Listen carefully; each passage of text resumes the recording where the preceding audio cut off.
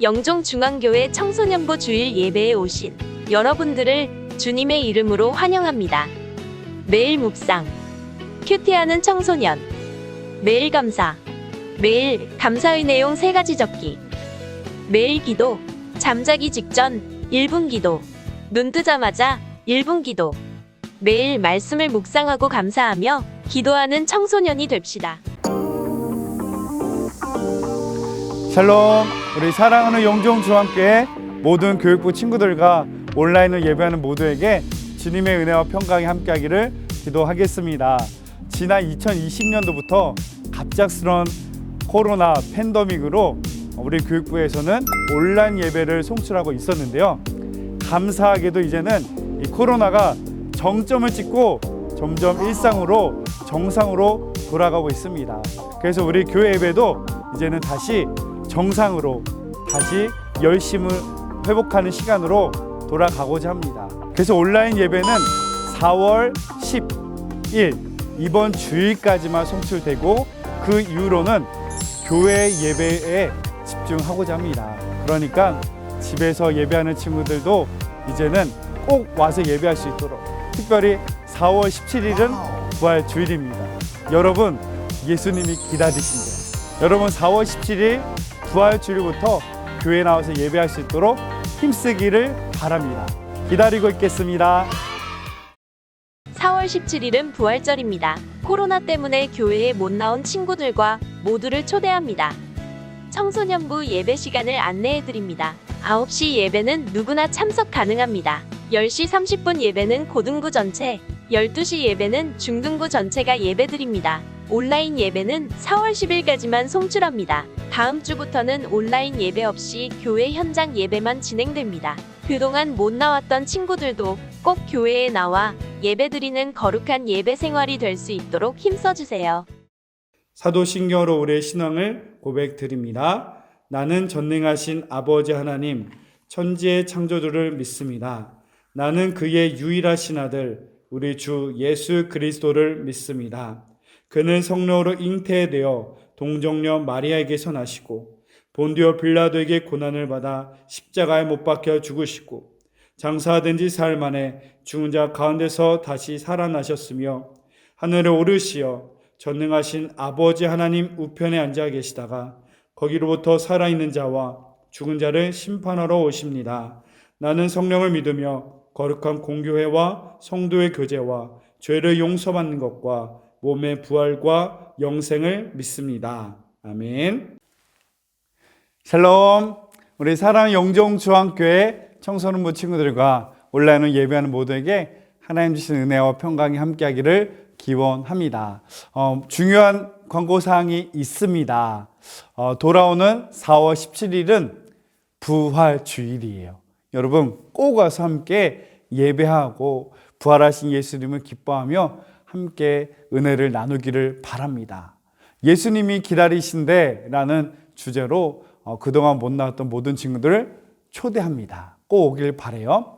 또 두 번째 중요한 광고 소식 하나는요, 코로나로 인해 시작되었던 영상 송출 예배는 4월 10날을 기점으로 이제는 폐쇄하고요, 이제 교회 현장 예배로만 집중하려고 합니다. 여러분 기억해 주세요.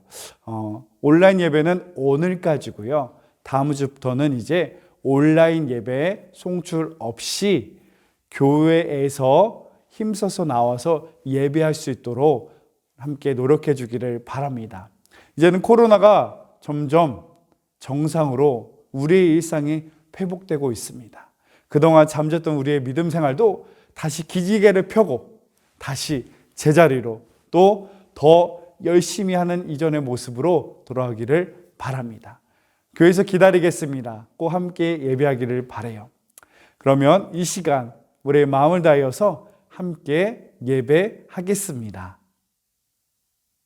오늘 우리에게 주신 하나님 말씀은 누가복음 18장 35절에서 43절 말씀입니다. 여리고에 가까이 가셨을 때 한 맹인이 길가에 앉아 구걸하다가 무리가 지나감을 듣고 이 무슨 일이냐 하고 물은데 그들이 나사렛 예수께서 지나가신다 하니 맹인이 외쳐 이르되 다윗의 자손 예수여 나를 불쌍히 여기소서 하거늘 앞서가는 자들이 그를 꾸짖어 잠잠하라 하되 그가 더욱 크게 소리질러 다윗의 자손이여 나를 불쌍히 여기소서 하는지라. 예수께서 머물러 서서 명하여 데려오라 하셨더니 그가 가까이 오매 물어 이르시되 내게 무엇을 하여 주기를 원하느냐. 이르되 주여 보기를 원하나이다. 예수께서 그에게 이르시되 보라 내 믿음이 너를 구원하였느니라 하시매 곧 보게 되어 하나님께 영광을 돌리며 예수를 따르니 백성이 다 이를 보고 하나님을 찬양하니라. 아멘.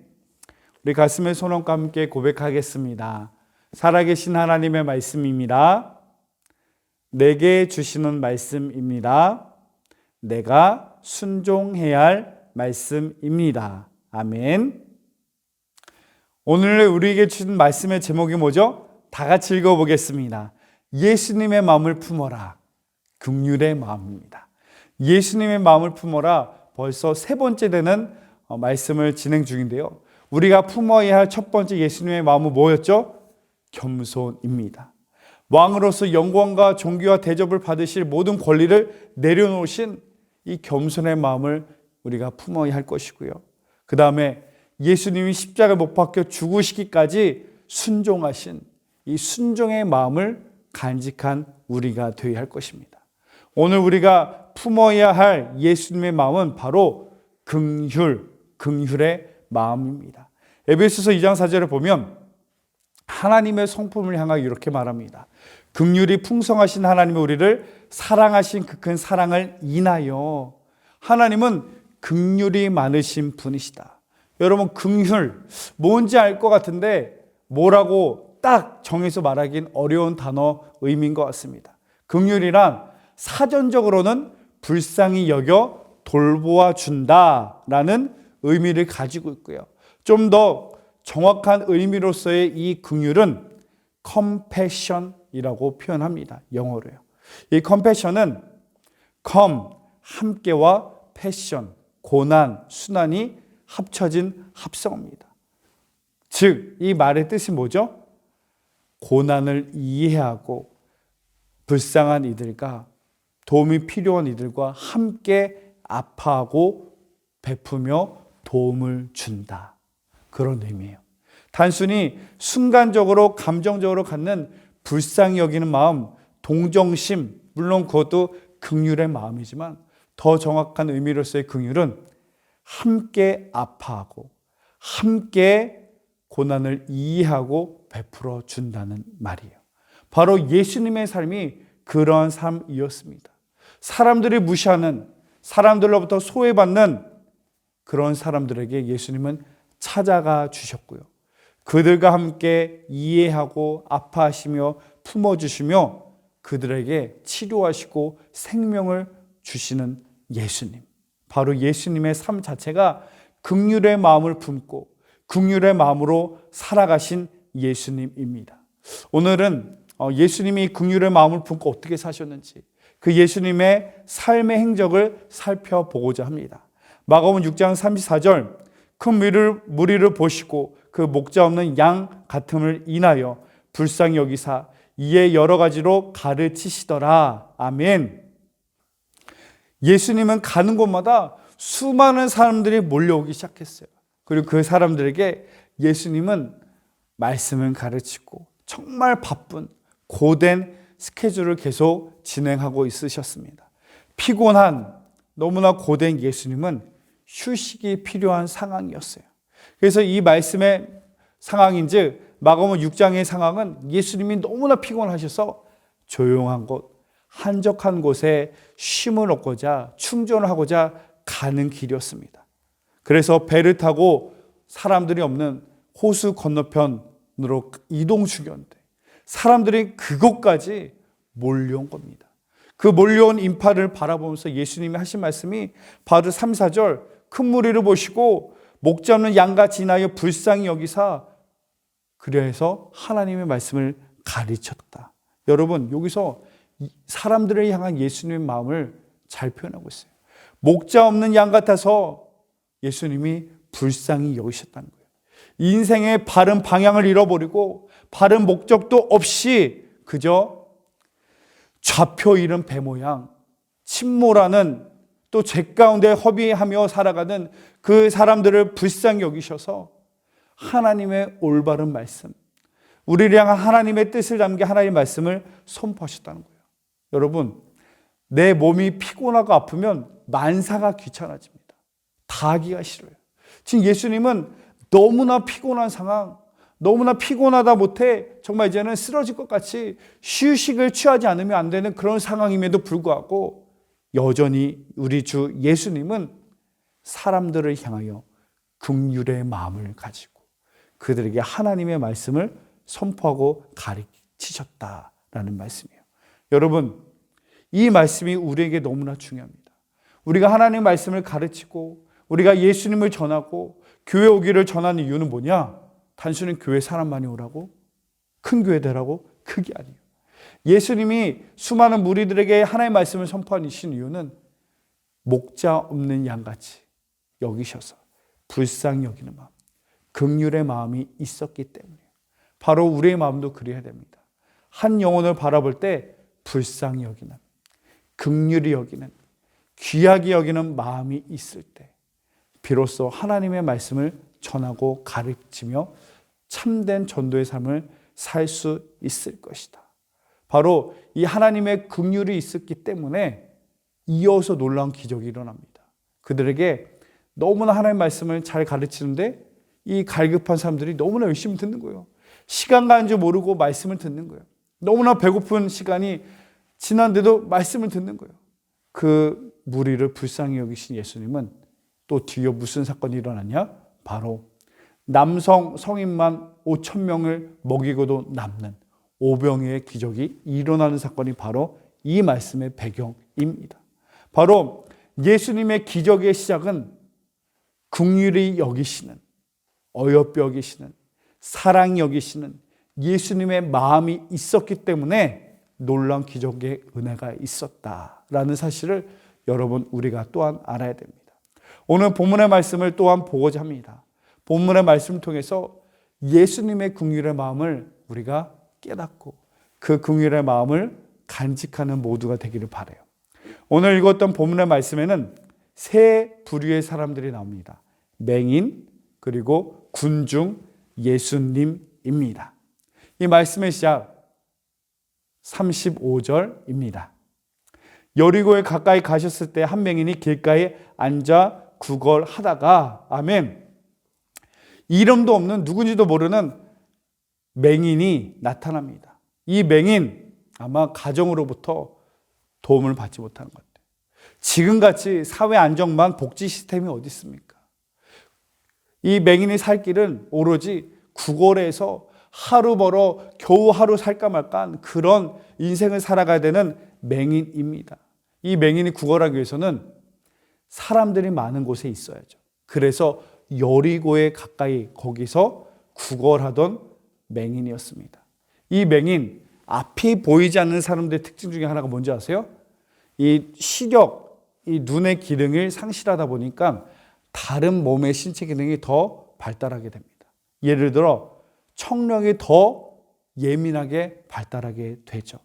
이 길에서 구걸하던 이 맹인은 사람들의 소리를 누구보다 더 잘 들을 수 있었습니다. 길 가는 사람들의 말소리, 발소리를 들으면서 내가 구걸해야 될 사람이 누군지, 이 지나간 사람이 노약자거나 어린아이면 가만히 있다가 내게 도움을 줄 수 있는 귀분이나 신사가 지나가면 구걸을 해야 되는 그런 상황, 귀를 밝혀 그 상황을 들으며 구걸하는 이 맹인에게 낯선 소식이 들립니다. 사람들이 웅성웅성거리기 시작해요. 평상시랑 뭐가 다른 것 같아요. 그래서 이 맹인이 이 지나가는 사람들에게 묻습니다. 무슨 일입니까? 물었을 때 바로 36절이에요. 무리가 지나감을 듣고 이 무슨 일이냐고 물은데 이 맹인의 질문 앞에 지나가던 사람들이 뭐라고 대답하죠? 바로 37절입니다. 그들이 나사렛 예수가 지나가신다 하니, 지금 여리고에 왜 그러냐면 나사렛 예수란 분이 이곳에 있어. 이곳에 지나가신다니까. 이 말을 들은 맹인은 듣자마자 어떻게 행동을 하는 줄 아세요? 38절에 보면 맹인이 외쳐 이르되 다윗의 자손 예수여 나를 불쌍히 여기소서. 다윗의 자손 나사렛 예수가 이 여리고를 지나간다는 소식 하나만 들었을 때 이 맹인은 어떻게 했냐? 주저하지 않고 큰 소리로 다윗의 자손 예수여 나를 불쌍히 여기소서. 나를 불쌍히 여기소서. 여러분, 이 맹인의 부르짖는 이 소리가 얼마나 컸던지, 얼마나 고함을 치르며 예수님을 찾았던지 주위에 있던 군중 사람들은 이 맹인에게 어떻게 한 줄 아세요? 39절에 나옵니다. 앞서가는 자들이 그를 꾸짖어 잠잠하라되 그가 더욱 크게 소리질러 다윗의 자손이여 나를 불쌍히 여기소서 하는지라.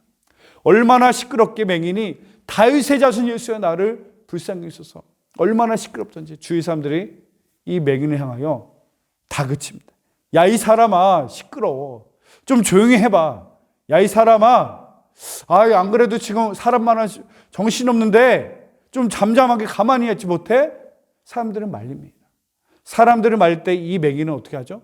더 큰 소리로 다윗의 자손 예수요, 예수님을 부르다는 거예요. 여러분, 이 맹인이 예수님을 이렇게 부른 이유는 뭡니까? 예수님만이 나를 살릴 수 있는 유일한 분이라는 걸 알았어요.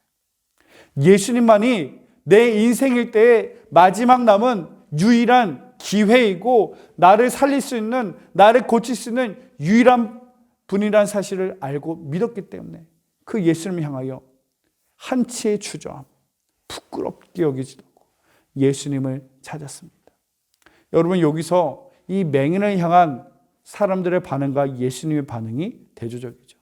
맹인을 향하여 야 이 사람아 시끄러워, 꼴도 보기 싫어하고 귀찮게 여기고 저리 멀리 치우려고 합니다.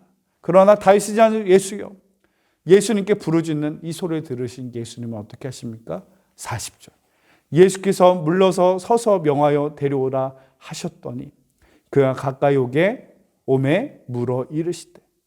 누구도 관심 갖지 않던 그 맹인에게 예수님은 바쁘게 가던 길을 멈추시고 말합니다. 그 맹인, 나를 찾는 그분 좀 가까이 오게 하세요.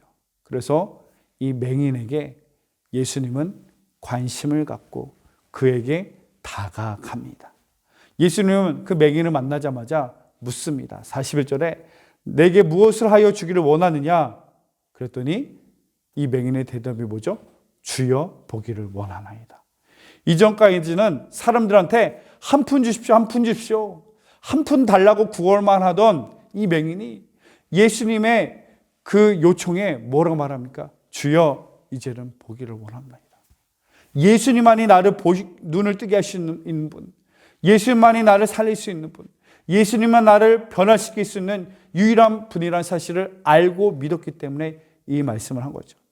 이 말씀을 들은 예수님은 이어서 42절에 예수께서 그에게 이르시되 보라 내 믿음이 너를 구원하였느니라 하시매. 내 믿음이 너를 구원하였다. 보라. 예수님의 말씀이 선포됨과 동시에 그 맹인은 눈을 뜨게 되었답니다. 눈을 뜨게 된 맹인은 이제 어떤 삶을 살아갑니까? 43절에 곧 보게 되어 하나님께 영광을 돌리며 예수를 따르니 백성이 다 이를 보고 하나님을 찬양하니라. 눈을 뜨게 된 맹인은 이제부터는 거룩한 백성, 예수님을 따라 사는 거룩한 백성이 됩니다. 그리고 이 놀라운 기적의 장면을 바라본 주위에 있는 모든 사람들은 하나님을 찬양하고 높이기 시작했던 것입니다. 아멘. 이 말씀에서 우리는 정말 예수님의 긍휼하심, 그 마음을 우리는 갖게 됩니다. 이 맹인이 나음을 얻을 수 있었던 거, 그가 크게 불러서야 아니에요. 목소리가 커서가 아니에요. 긍휼이 많으신 예수님이 바쁜 와중에도 모두가 무시하는, 관심 갖지 않는 그 맹인을 긍휼히 여기셔서, 불쌍히 여기셔서 그 맹인을 눈뜨게 하십니다. 그를 살리게 합니다. 새로운 삶을 하십니다. 여러분, 이 놀라운 은혜의 시작은 긍휼히 여기시는 예수님의 마음이 있었기 때문이라는 사실이에요. 저와 여러분도 마찬가지입니다. 우리가 이렇게 믿음 생활할 수 있는 거, 하나님의 거룩한 자녀로 백성으로 구원받은 백성으로 살아갈 수 있는 것은 내가 잘 믿어서 내가 잘해서가 아니라 예수님의 긍휼하신 은혜가 있었기 때문이에요. 예수님의 긍휼과 은혜를 입은 자는 이러한 책임이 있습니다. 마태복음 18장 34절 말씀, 내가 너를 불쌍히 여긴 것 같이 너도 내 동료를 불쌍히 여김이 마땅하지 아니하냐. 우리는 하나님의 긍휼하심을 얻은 자예요. 그 얻은 자답게 가정과 세상 속에서도 긍휼을 베푸는 삶, 긍휼의 마음을 품고 사는 삶을 살아갈 것을 말합니다. 또한 이 마태복음 18절 33절의 말씀의 그 원래 시작은 어떤 상황이었냐면 1만 달란트 빚진 자의 이야기가 나온 겁니다. 어떤 사람이 1만 달란트를 임금에게 빚졌다고 합니다. 계산하기 좋게 1만 달란트는 쉽게 말해서 1조라고 할 수 있는 어마어마한 돈입니다. 이 결산할 때가 되는데 갚지 못하는 거예요. 임금이 말합니다. 아내도 팔고 자식도 팔고 집도 팔고 다 팔아서 갚아라. 그때 이 1만 달란트 빚진 사람은 어떻게 합니까? 울고불고 한 번만 기회를 주십시오. 내가 어떻게든 갚겠습니다. 불쌍히 여겨주시고 한 번만 기회를 주세요. 그렇게 간청했더니 그 임금은 어떻게 한 줄 알아요? 무려 1조 원이나 되는 1만 달란트라는 이 어마어마한 돈을 한 푼도 안 받고 그냥 그래 내가 용서해 줄게. 안 받아줄게. 탕감해 줄게. 1조를 탕감받습니다. 1조를 탕감받은 이 빚쟁이는 얼마나 기쁘겠어요. 이제는 가정도 지킬 수 있어요. 이제는 근심 걱정 없이 살 수 있는 거예요. 1만 달란트를 탕감받고 길 나가는데 하필이면 그곳에서 자신한테 쉽게 말하면 100다나리온, 100만 원을 빚진 사람 만난 거예요. 나한테 100만 원을 빚진 사람 만나자마자 1만 달란트를 탕감받았던 그 사람이 어떻게 하는지 아십니까? 멱살을 잡으면서 야, 이 사람아, 내 돈 언제 내놔? 내 돈 언제 내놔? 그 사람도 한 번만 기회 주세요. 제가 꼭 갚겠습니다. 근데 돈을 못 갚자 1만 달란트 탕감받았던 사람이 100만 원 빚진 사람한테 어떻게 합니까? 감옥에 가둬놓습니다. 이 사건을 목격한 그의 동료들이, 그의 친구들이 임금에게 말합니다. 1만 달란트, 무려 1조 원이나 탕감받은 그 사람이 겨우 100만 원. 1조 원에 100만 원은 이자도 안 되는 별것도 아닌 것을 말하는 거예요. 그런 사람도 용서하지 못했습니다. 그래서 임금은 1만 달란트 탕감했던 사람을 다시 부릅니다. 그러면서 그에게 하는 말이 임금이 1만 달란트 빚전 자에게 말합니다. 악한 종아, 내가 빌기에 내가 내 빚을 전부 탕감하여 주었거늘. 내가 너를 불쌍히 여긴과 같이 너도 내 동료를 불쌍히 여김이 마땅하지 아니하냐 이 말씀한 것입니다. 내가 너를 그 많은 돈을 그 큰 은혜를 갚아줬잖아. 안 갚아줬잖아. 안 갚아도 된다고 했잖아. 그럼 너도 겨우 그 정도는 용서해주고 탕감해줘야 되는 거 아니야? 그것을 말하는 것이에요. 여러분, 바로 우리에게 긍휼의 마음을 살아갈 것을 말하는 비유의 말씀이기도 합니다.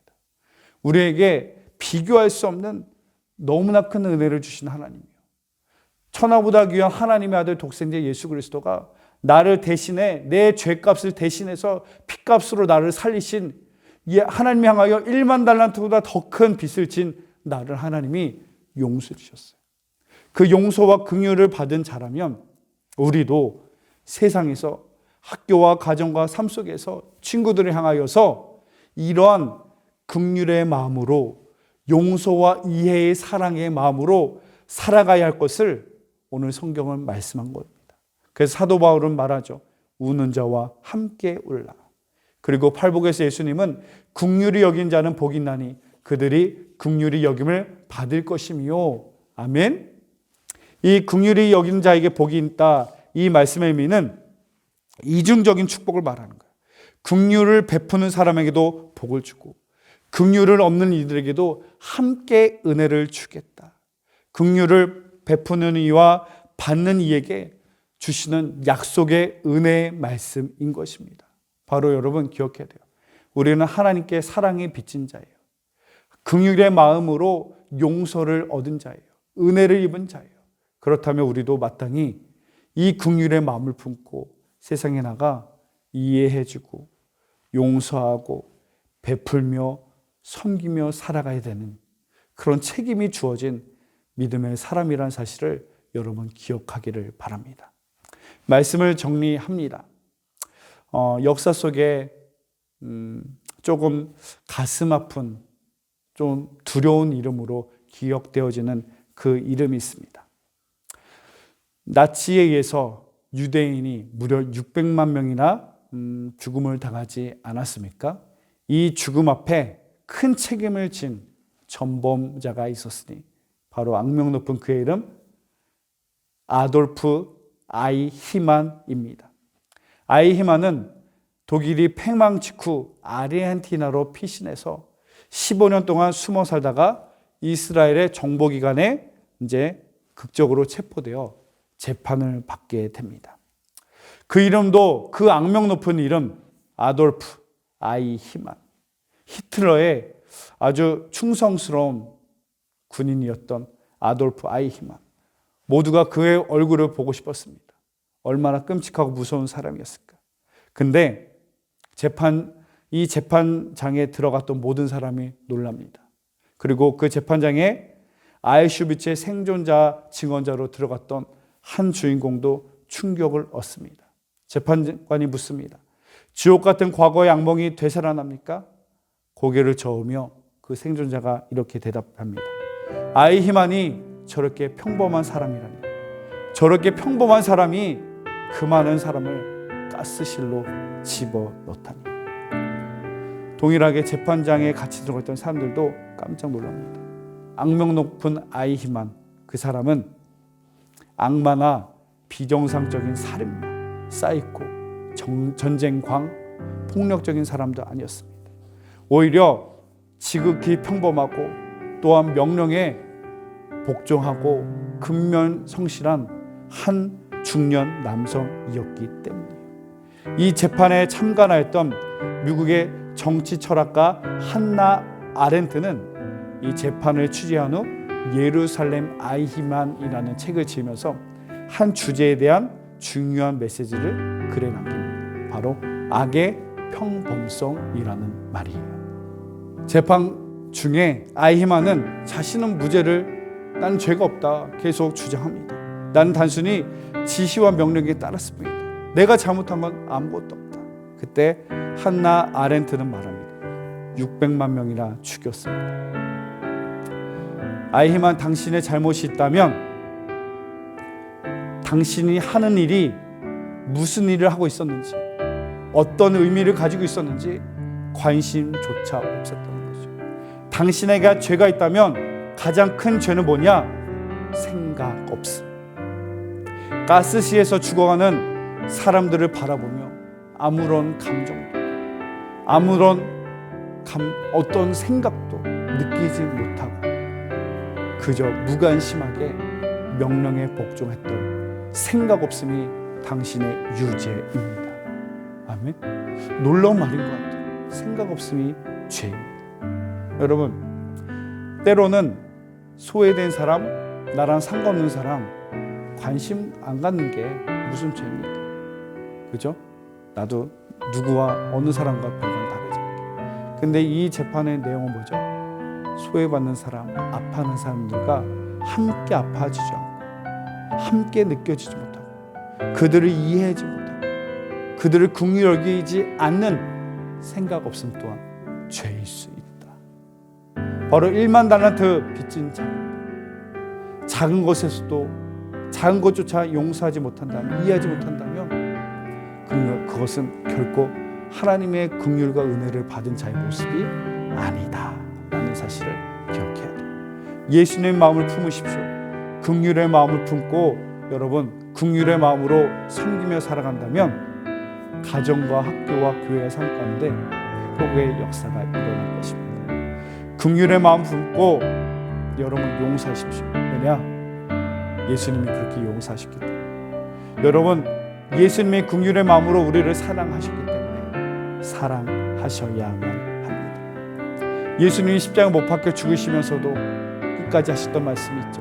누가복음 23장 34절 예수께서 이르시되 아버지 저들을 사하여 주옵소서, 자기들이 하는 짓을 알지 못합니다 하시더라. 그들의 그 옷을 나눠 제비 뽑았어. 아멘.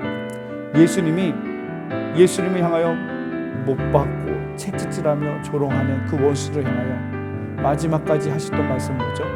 아버지, 저들이 용서하시오. 저들이 알지 못합니다. 그 원수를 향하여 끝까지 긍휼의 마음으로, 그들을 긍휼의 마음으로 이해해주고 품어주고 용서하기 원하시는 예수님의 말씀이었던 것입니다. 이 긍휼의 마음으로 말미암아, 이 긍휼의 은혜로 말미암아 용서받은 자, 은혜 받은 자, 하나님의 사랑을 받은 자가 바로 나라는 사실을 기억하고, 이제는 그 긍휼의 마음을 품고 여러분 이해하고 사랑하며 섬기는 긍휼의 마음 품고 살아가는 모두가 되기를 주의 이름으로 축복합니다. 말씀의 제목을 따라합시다. 예수님의 마음을 품어라. 바로 예수님 마음, 긍휼의 마음을 품고 가정과 학교와 교회의 삶 속에서 생명의 회복을 일으키며 살아가는 모두가 되기를 주의 이름으로 축복합니다. 기도하겠습니다. 사랑의 하나님, 감사합니다. 죄인 된 나를 하나님의 긍휼과 사랑으로 용서하시고 이해하시고 구원하여 주시니 감사합니다. 1만 달란트 빚진 자가 바로 나임을 깨닫게 하여 주시사, 이제는 이 땅에 살아갈 때 예수님의 긍휼의 마음을 품고 사랑하고 용서하며 이해하며 또한 배려하며 섬기는 긍휼의 삶을 살게 하여 주옵소서. 이제는 우리 주 예수 그리스도의 은혜와 하나님 아버지의 큰 놀라신 사랑과 성령의 위로 감동 교통 역사하심이 예수님 마음, 긍휼의 마음을 품고 살기 원하는 이 무리들 위해 지금부터 영원히 함께 하시기를 간절히 주의 이름으로 축원하옵나이다. 아멘.